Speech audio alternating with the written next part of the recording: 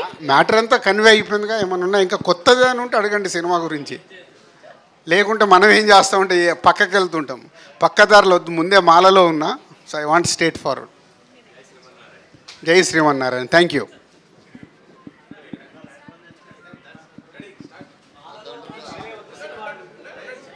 సరే అండి, మీకు చిన్న సినిమాలు అంటే కొత్త బంగారు లోకం కానీ, కేరింత కానీ, లేకపోతే మొన్న బలగం కానీ, అంటే ఒక ప్రొడ్యూసర్గా ఈ సినిమాలు ఇచ్చిన స్ట్రెంత్ వేరే ఉంటుంది. మీరు కాంబినేషనల్ హిట్స్ కొట్టారు, బిగ్గెస్ట్ ఫిల్మ్స్ ఇటు కొట్టారు. కానీ దిల్రాజు ప్రొడక్షన్ స్టార్ట్ చేసిన తర్వాత మళ్ళీ రూట్స్కి వెళ్ళినట్టు అనిపిస్తుంది. మీరు మళ్ళీ కాంబినేషన్స్ క్రేజ్ ఎలాగో ఉంటుంది. బట్ అంటే నేను ఇంతకుముందు కూడా చెప్పాను, నేను బిగినింగ్ డేస్లో ఎదగాలి అనుకున్నప్పుడు కొత్త కొత్త కాన్సెప్ట్, కొత్త డైరెక్టర్లను తీసుకొని వస్తూ కొత్త సినిమాలు క్రియేట్ చేశాను. తర్వాత నేను ఎదిగిన తర్వాత న్యాచురల్గా స్టార్స్తో, పెద్ద డైరెక్టర్లతో చేయాల్సి వస్తుంది. సో పెద్ద డైరెక్టర్ల దగ్గరికి షిఫ్ట్ అయిపోయి నేను పెద్దగా అయిపోయాను. పెద్దగా అయిపోయిన తర్వాత కింది వాళ్ళకి నా అవైలబిలిటీ తగ్గిపోయింది. సో దానికే దిల్రాజు ప్రొడక్షన్స్ అనేది క్రియేట్ చేసి మళ్ళీ మొదలుపెట్టాము. సో అది బలగం అనేది మాకు మంచి బూస్ట్ ఇచ్చింది. సో అందుకే అందరు న్యూ డైరెక్టర్స్, న్యూ టాలెంట్ని ఇక్కడ చేశాము. ఇంకా కొన్ని రోజుల్లో ఇంకొక న్యూస్ ఇవ్వబోతున్నాను. అది ఇచ్చేటప్పటికి ఇంకా మీరు డెఫినెట్గా అప్రిషియేట్ చేస్తారనుకుంటున్నాను. సార్, పబ్లిక్ షోతో పాటు సెలబ్రిటీస్ కూడా రీసెంట్గా ఒక షో వేశారు. చాలామంది యంగ్ డైరెక్టర్స్ వాళ్ళందరూ వచ్చారు, సినిమా చూశారు. సో వాళ్ళు సినిమా చూసాక ఎలాంటి ఫీడ్బ్యాక్ చెప్పారా, ఏమైనా కరెక్షన్స్ చెప్పారా? ఎందుకంటే మీరు ఫీడ్బ్యాక్ తీసుకుంటారు ఎవరు చూపించినా కానీ. అంటే ప్రతి రైటరు, ప్రతి డైరెక్టరు పాయింట్ ఆఫ్ వ్యూస్ ఒక్కొక్కలాగా ఉంటాయి. బట్ అందరూ నాతో ప్రతి 35 movie director and Jathiratnalu director, mad director, committee కుర్రాల్ డైరెక్టరు, ఇలా అందరు చూశారు. అందరు వాళ్ళ ఫీడ్బ్యాక్ ఇచ్చారు. ఫస్ట్ ముందు పాజిటివ్, సార్ సినిమా అదిరిపోయింది, మంచి సినిమా తీశారు, కొత్త టీంతో చాలా బాగా చేశారు. తర్వాత వాళ్ళకి అనిపించిన పాయింట్ చెప్పారు. బట్ అదే ఒక్కొక్కరి పాయింట్ ఆఫ్ వ్యూలో ఒక్కొక్కలాగా ఉంటుంది అన్నాను కదా. అవి సినిమానైతే వాళ్ళు చెప్పిన దాంట్లో ముందు స్టేట్మెంట్ ఇచ్చారు కాబట్టి ఇంకెక్కడ ప్రాబ్లం లేకుండా యాజ్ ఇట్ ఈజ్ లాక్ చేశాం. సార్, గేమ్ చేంజర్ గురించి రీసెంట్గా ప్రమోషన్ స్టార్ట్ చేశారు. ఒక ఊపు స్టార్ట్ అయింది, ఒక వైబ్ స్టార్ట్ అయిపోయింది. సెకండ్ సాంగ్ కూడా రిలీజ్ చేశారు. అండ్ ఈ దసరాకి టీజర్ అంటున్నారు. సో అదొకటి. అండ్ రిలీజ్ డేట్ గురించి కూడా ఒకసారి క్లారిటీ ఇస్తే మీరు. స్వామి జనకాయిత గురించి మా సినిమా ప్రమోట్ చేసేటప్పుడు మీరు గేమ్ చేంజర్ అంటే గేమ్ చేంజర్ మీదకి వెళ్ళిపోద్ది, జనకాయిత గనక కనిపించదు. సో దీని గురించి ఉందాం, దాని ఆటోమేటిక్ స్టార్ట్ అయింది. దాని ఇంకా వేరే లెవెల్లో ఉంటుంది.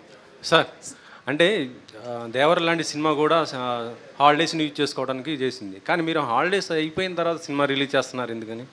అంటే ఇది పండగ వాతావరణంలో రిలీజ్ చేస్తే బాగుంటుందని అనుకొని పండగకి పెట్టడం జరిగింది. సో ఇందాక నేను చెప్పాను కదా, పండగ అక్టోబర్ 12 రిలీజ్ చేస్తే మళ్ళీ దివాళీ వరకు 3 వారాల గ్యాప్ ఉంటుంది. So business calculation. సో ఇలాంటి చిన్న సినిమాకు ఎక్కువ రన్ రావాలి. 1 వీక్లో ఇంకో సినిమా వచ్చి పడింది అనుకో, ఈ సినిమాకు స్కోప్ ఉండదు. అది నా ఎక్స్పీరియన్స్. అది కొత్త బంగారు లోకం కూడా దసరా రోజే రిలీజ్ చేశాను. కాకపోతే హాలిడేస్ అన్నీ అయిపోతున్నాయి. కొత్త బంగారు లోకం కూడా హాలిడేస్ అయిపోయాకే రిలీజ్ చేశాను. దసరా రోజే అక్టోబర్ 9, 2008 అక్టోబర్ 9 దసరా రోజే రిలీజ్ చేసి సినిమా చూసి ఊరికి వెళ్ళాను. ఇది కూడా చూసి ఊరికి వెళ్తాను. సార్, మాలలో ఉన్నప్పటికీ కూడా మీరు ఇండస్ట్రీ మనిషి. సో ఒక క్వశ్చన్ అయితే కంపల్సరీ ఇప్పుడు అడగాల్సిందే. ఇది అయిపోయాక మాట్లాడు. ఒకటే సినిమా అయితే ఇండస్ట్రీలో ఇప్పుడు నాగార్జున కూడా కేసు వేయడం లక్ష్మి గారు, సినిమా అయిపోయాక నేను మాట్లాడతాను. వాళ్ళందరినీ దించేసి మాట్లాడతాను. బలగం అవుతుందా ఈ సినిమా? అంటే బలగం డిఫరెంట్. బలగం ఈజ్ ఎమోషనల్, ఒక తెలంగాణ బ్యాక్డ్రాప్లో జరిగిన కథ. ఇది త్రోట్ ఒక పాయింట్ టచ్ చేస్తూ నవ్వులతో ఈ సినిమా బిగినింగ్ నుంచి లాస్ట్ రోలింగ్ టైటిల్స్ వరకు నవ్వుతూ ఉంటారు. ఎంటర్టైన్మెంట్ బేస్లో ఈ కథ అనుకున్నప్పుడే డైరెక్టర్ని అడగడం జరిగింది, ఎంత హ్యూమర్ చేస్తావు, ఎందుకంటే ఇది ఎడ్జ్ పాయింట్. సో ఆడియన్స్ ఎక్కడ అవసరమా అన్నట్టు డిస్కనెక్ట్ అవుతారు. We need is a full entertainment. ఈ సినిమా ఇప్పుడు మీరు ఇందాక చూసిన వాళ్ళందరూ స్టేట్మెంట్ కూడా అర్థమై ఉంటుంది కదా. సో అందరూ ఎంజాయ్ చేస్తూ సినిమా చూసామని. అది రేపు థియేటర్లో ఇంకెక్కువ ఉంటుంది. It's entertainment base, non stop entertainment బేస్గా ఉంటుంది. ఏం నచ్చిందని మీరు 5 నిమిషాల్లో ఓకే అని చెప్పిండట పాయింట్. ఆ సినిమా డైరెక్టర్ చెప్దాం అనుకున్న థాట్. అయితే పాయింట్ నచ్చింది అంటున్నారు కదా సార్. ఇందాక మామూలుగా ట్రైలర్ చూస్తే దిల్ రాజు గారి మూవీస్కి లైన్ కొంచెం దాటుతున్నట్లు అనిపించింది కామెడీ పరంగా. ఎంతవరకు ఫ్యామిలీ ఆడియన్స్ కనెక్ట్ అవుతుంది? సో మీరు ఇందాక మీరు ఒక 93 సంవత్సరాల పెద్ద ఆవిడ మాట్లాడింది, చూసారో లేదో? వాళ్ళందరూ అంటే నాకు ఆ భయం ఉంది. ఈ పాయింట్ టచ్ చేస్తున్నప్పుడు ఫ్యామిలీ ఆడియన్స్ ఎక్కడని ఒక అబ్బాయి మాట్లాడు, సార్ ఇది నేను ఫ్యామిలీతోనే సినిమా చూడాలి అని. ఎందుకంటే it's related about wife and husband. వాళ్ళ మీద వాళ్ళకి ఎంత స్ట్రెంగ్త్ ఉండాలి, ఎంత నమ్మకం ఉండాలి. చెప్పుతున్న పాయింట్ మనకు వినటానికి అలా అనిపిస్తుంది, కానీ త్రౌట్ సినిమా చూసినప్పుడు ఎక్కడ కూడా హార్డ్గా ఉండదు. డైరెక్టర్ చాలా జాగ్రత్త తీసుకున్నాడు, అంత ముందు నుంచి అనుకున్నది అది. ఇది ఫ్యామిలీ ఆడియన్స్ కూర్చొని చూస్తున్నప్పుడు కూడా ఎక్కడ ఇదేంటి అన్నట్టు అనిపించకుండా చూడాలి అని. 90% ఆడియన్స్ అలాగే చూస్తారు. 10% ఈజ్ అ న్యాచురల్ కామెంట్స్ రావచ్చు, ఐఎమ్ రెడీ. ఎందుకంటే కొత్త సినిమా ట్రై చేయాలన్నప్పుడు అలాగే తీయాలి అనుకుంటే కష్టం. అందుకే ఫుల్ ఎంటర్టైన్మెంట్ బేస్గా చెప్పాం కాబట్టి నవ్వుతూ ఉంటారు ఈ సినిమా అంతా. అయితే ఒక లైన్ తీసుకున్నప్పుడు 100% ఎక్కడో ఒక చిన్న రియాలిటీ అని ఉంటుంది కదా సార్. సో ఇలా ఎప్పుడైనా కేసు వేయడం కావచ్చు, ఇట్లా ఎక్కడైనా న్యూస్లో చూసారా? ఇది director not about this product. డెఫినెట్గా ఒక ప్రోడక్ట్ని మనం కొన్నప్పుడు దాని మీద కన్జ్యూమర్ కోర్టుకు వెళ్ళిపోయి కేసులు వేయడం కామన్, చాలా చూసాం. కానీ అవి ఎప్పుడు ఎలివేట్ అవ్వవు. ఎందుకు? అది మన డైలీ లైఫ్లో 100 సమస్యలు ఉంటాయి, ఎవరు పట్టించుకో మనం చూడం.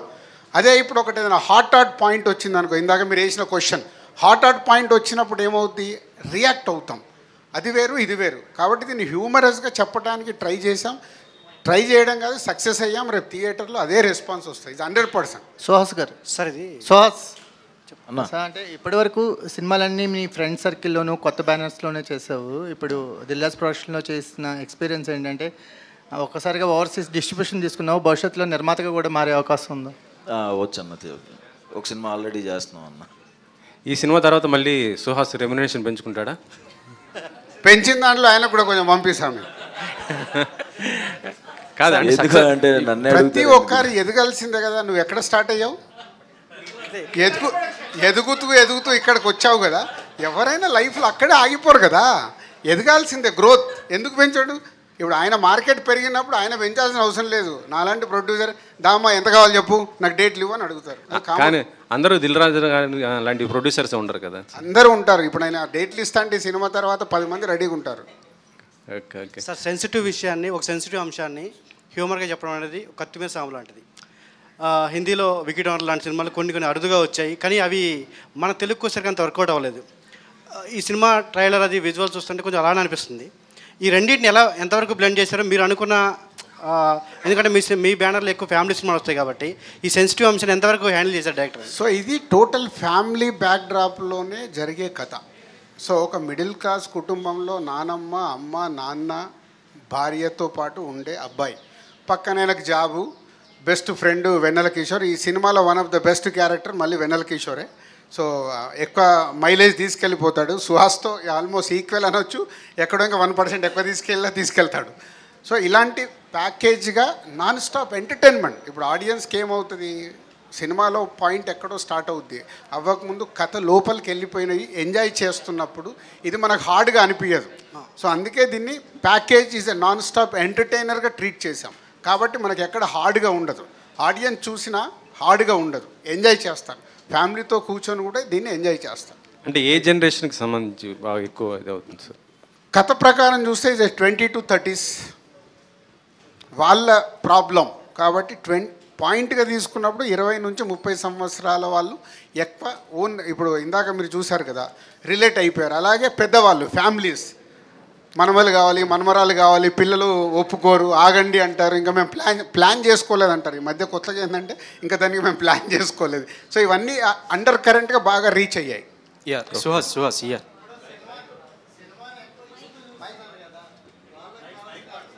అందుకే 20 to 30 అని ముందే స్టేట్మెంట్ ఇచ్చానుగా. 20 నుంచి 30 సంవత్సరాల వాళ్ళు ఎంటర్టైన్మెంట్. నేను మీకు అండర్లైన్ చేస్తుంది అదే. ఎందుకు చూడాలి ఈ సినిమా అంటే నవ్వుకోవటానికి, ముందు నవ్వుకుంటూ ఓహో ఇది మనది కదా, ఈ పాయింట్ భలే టచ్ చేశారే, నేను పెళ్ళి వద్దనుకుంటున్నా, కరెక్ట్ చెప్పాడు రా, నేను పిల్లలు వద్దనుకుంటున్నా, కరెక్ట్ చెప్పారని రిలేట్ అవుతారు. మీరు ఒక అమ్మాయి షో చూసిన తర్వాత షీజ్ లాట్ ఆఫ్ ఎమోషన్, చాలా ఎమోషన్ అయిపోయింది.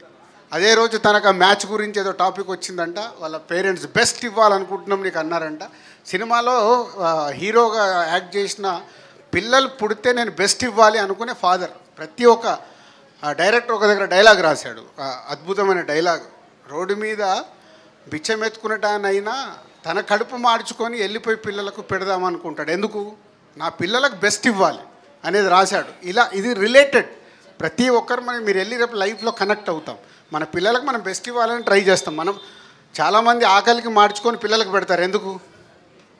సో పక్షులు కానీ ఏదైనా అవే చేస్తాయి. ఆ పాయింట్ ఇస్ చాలా స్ట్రాంగ్గా రీచ్ అవుతుందని అనుకుంటున్నాను. యా సుహాస్ మీరు ఇండస్ట్రీలో సెటిల్ అవ్వని ఏజ్లో పెళ్లి చేసుకున్నారు. సో అంటే మీరు స్టోరీ విన్నప్పుడు మీ లైఫ్ స్టోరీకి ఏమైనా రిలేటబుల్గా కనెక్ట్ అయ్యారా? చాలా కనెక్ట్ అయ్యానండి. సినిమా అంటే వైఫ్తో ఉన్నవే, అంటే ఈ సినిమా ప్యారల్గా జరిగింది నా రియల్ లైఫ్కిను షూటింగ్కి.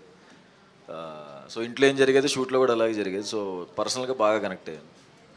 సరే 10వ తారీఖు రజనీకాంత్ గారు వస్తున్నారు కదా, సో 12కి మనం వస్తున్నాం. కాంపిటీషన్ ఎట్లా ఉండబోతుంది అనుకుంటున్నాం? 10కి కదా, అది మనం 12 కదా, 2 రోజులు గ్యాప్. సో ఇప్పుడు రజనీకాంత్ గారి సినిమా చూడాల్సిన వాళ్ళు రజనీకాంత్ గారు చూస్తారు. పండగ కాబట్టి 3-4 సినిమాలకు ఎప్పుడు స్కోప్ ఉంటుంది. సో ఇది మా చిన్న సినిమా, అది అందుకే ఇందాక అడిగారు కదా దసరా హాలిడేస్ అయ్యాక వేసారని. చిన్న సినిమా సక్సెస్ అయినప్పుడు లాంగ్ రన్ ఉంటుంది, 3 వీక్స్ వరకు పొటెన్షియాలిటీ ఉంటుంది. ముందు రజనీకాంత్ గారు చూసినా నెక్స్ట్ వీక్ వచ్చి జనకాయిత కనుక చూస్తారని నా నమ్మకం. బాగుంది అన్నప్పుడు ఆటోమేటిక్ వచ్చి చూస్తారు. సుహాస్ గారు సార్, ఎవరైనా మన ఏరియాలో మనకు తెలిసిన రీజన్లో రైట్స్ తీసుకోవాలని రిస్క్ తక్కువ ఉంటుంది అనుకుంటారు. మీరు ఓవర్సీస్ రైట్సే తీసుకోవడానికి కారణం ఏంటండి? అయ్యో బాబా, మీరు చాలా దూరంలో ఉన్నారు. ఓవర్సీస్లో ఇప్పుడు సినిమా కుదిరిందంటే 1 మిలియన్ టచ్ చేస్తుంది. అక్కడ సంపాదించినంత డబ్బు ఇక్కడ సంపాదించలేము. ఓకే, ఆయన తీసుకున్న చిన్న నంబర్కి, చిన్న నంబర్ అంటే ఈ సినిమా రేంజ్ నంబర్కి ఓవర్సీస్లో కుదిరిందనుకో, రేపు మన ఫ్రెండ్స్ ఎవరైనా 3.5 వేసేసారనుకో 1 మిలియన్ కన్ఫర్మ్. ఓకే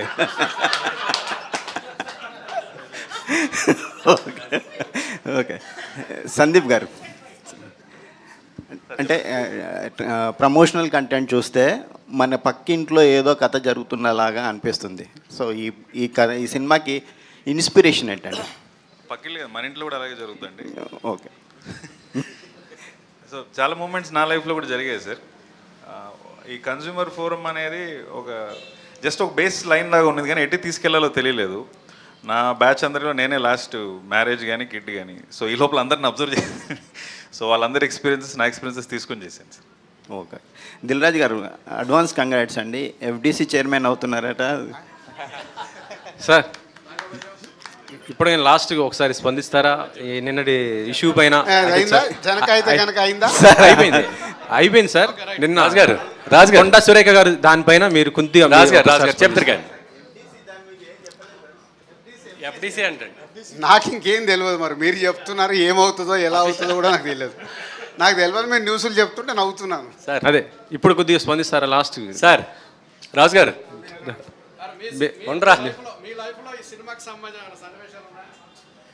మా లాస్ట్ ప్రెస్ మీట్లో నేను చెప్పాను, జనకాయిత కనుక ప్రతి ఒక్కరు రిలేటెడ్ ఎలా అవుద్దంటే, నేను అన్సితాని అప్పుడు సెంటాన్స్లో వేద్దామని ట్రై చేసినప్పుడు మనమేమో ఊరికెళ్ళి వచ్చి 10th పాస్ అయ్యాయి. వాళ్ళు ఇంగ్లీష్లో మనం క్వశ్చన్స్ వేస్తే మనకు రావు, సీట్ ఇవ్వలే.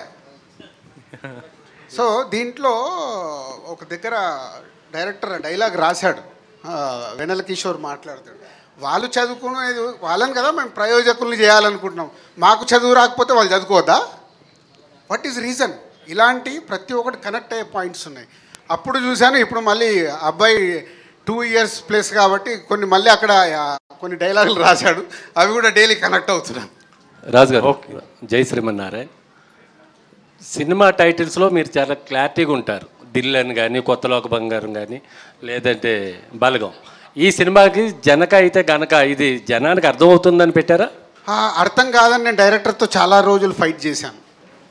ఇది చాలామందికి ఎలా రీచ్ అవుతుందంటే, డైరెక్టర్ చాలా కాన్ఫిడెన్స్గా లేదు సార్ వెళ్తుంది అంటే, కొంచెం బాగా గట్టోడు ఫైట్లో, అనుకున్నది తెచ్చుకునే వరకు వదిలిపెట్టాడు అన్నట్టు. సో డైరెక్టర్ చాలా కాన్ఫిడెంట్గా జనక అయితే కనుక అలా చెప్పుకుంటూ వెళ్తే ఇది బాగుంది అనిపించింది. సో ఇట్లా మనం మాట్లాడుతున్నాం కదా, సినిమా రేపు బాగుంది అనుకోండి, మీరు రాసిన తర్వాత ఏ సినిమా బాగుంది అంటారు, అప్పుడు ఏం చెప్తాం? జనక అయితే కనుక రీచ్ అయిపోద్దిగా. బాగుంటే అన్నీ రీచ్ అవుతాయి, బాగా లేకుంటే అన్నీ రిజెక్ట్ చేస్తాయి. సంగీతన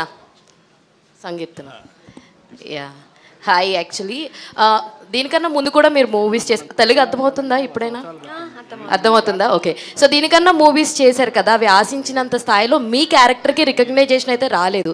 వాట్ యూ థింక్ అబౌట్ జనకైతే గనక మీకు ఆ స్కోప్ని ఇస్తుందా, ఫర్దర్గా మీకు ఒక మంచి స్కోప్ అండ్ మీ క్యారెక్టరైజేషన్గా మీకంటూ ఒక గుర్తింపుని తీసుకొస్తుంది అనుకుంటున్నారా? Yeah, of course, sure. I'm literally excited and happy to be a part of this movie from Dilraja Productions, working with this beautiful team, and I'm really waiting for the release day. Yeah, that's it. Sir final ఇప్పుడైనా స్పందించండి sir దానిపైన. మీరు వెళ్ళండి. వెళ్తే